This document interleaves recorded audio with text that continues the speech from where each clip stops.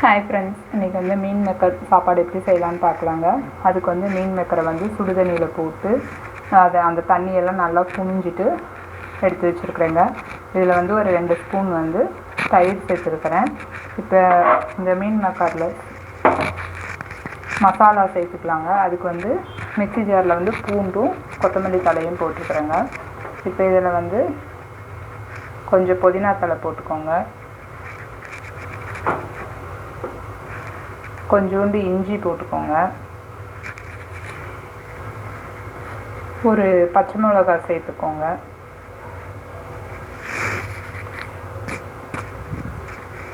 அரை ஸ்பூன் வந்து சோம்பு, 1 ஸ்பூன் வரக்கொத்தமல்லி, 3 பீஸ் பட்டை, 3 ஏலக்காய், லவங்கம் ஒரு 5 பீஸ்.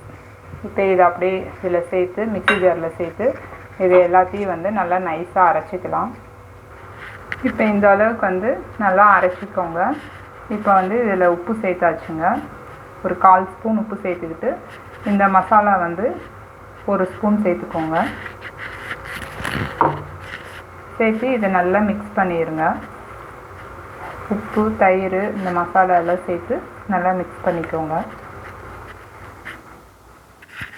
இந்த அளவுக்கு வந்து மிக்ஸ் பண்ணி ஒரு 10 நிமிஷம் அப்படியே ஊற வச்சுடுங்க.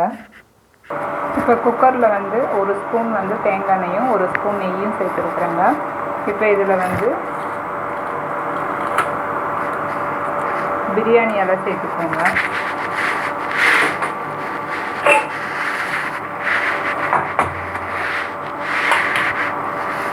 ஒரே ஒரு பட்டை, ஒரு லவங்கம், கொஞ்சோண்டு சோம்பு,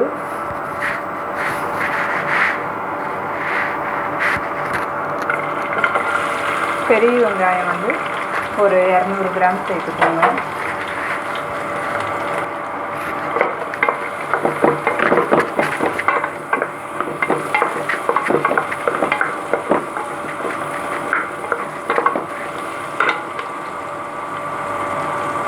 வெங்காயம் வந்து நல்லா வதக்கி விடுங்க.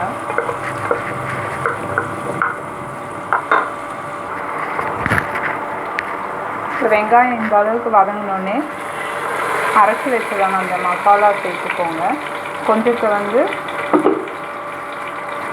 மீன் மக்கரில் போட்டு பிசைஞ்சிடுங்க. மீதி கொஞ்சத்தை இதில் போட்டு நல்லா அந்த பச்சை வாசனையெல்லாம் போகிற அளவுக்கு நல்லா வதக்கி விடுங்க.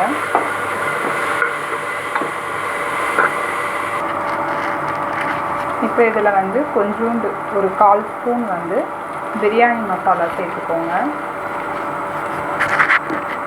உப்பு வந்து 1 ஸ்பூன் சேர்த்துக்கோங்க.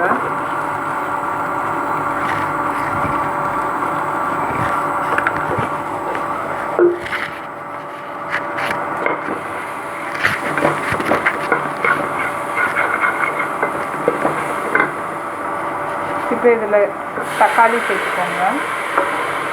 ஒரு 4 தக்காளி வந்து கட் பண்ணி சேர்த்துக்கோங்க.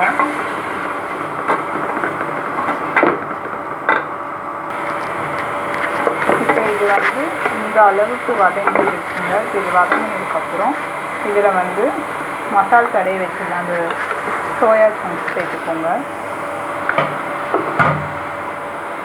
இப்போ இதோடு சேர்த்து அதையும் வந்து நல்லா வதக்கி விடுங்க ஒரு 5 நிமிஷத்துக்கு.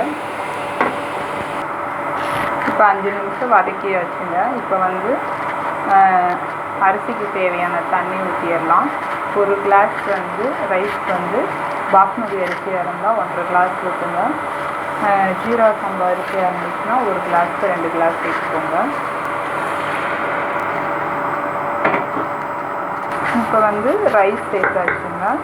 இப்போ மேலாப்ப வந்து புதினா தலை சேர்த்து வச்சுங்க. சேர்த்துட்டு நல்லா மிக்ஸ் பண்ணி விட்டுட்டு உப்பெல்லாம் கரெக்டாக இருக்கான்னு செக் பண்ணிக்கோங்க. செக் பண்ணிவிட்டு இப்போ குக்கர் வந்து க்ளோஸ் பண்ணிடுங்க. க்ளோஸ் பண்ணிவிட்டு ஒரு 3 விசில் விட்டால் போதுங்க.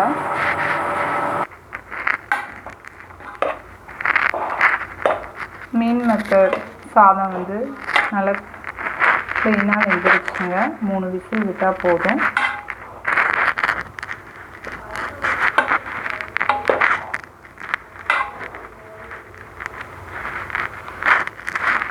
இதை நீங்களும் செஞ்சு பாருங்கள். இது ஒரு சிம்பிள் ஒரு ஈஸியான ரெசிபி தான். இந்த சேனல் பிடிச்சிருந்தால் லைக் பண்ணுங்கள், ஷேர் பண்ணுங்கள், சப்ஸ்கிரைப் பண்ணுங்கள், பெல் பட்டனை கிளிக் பண்ணுங்கள். தேங்க்யூ.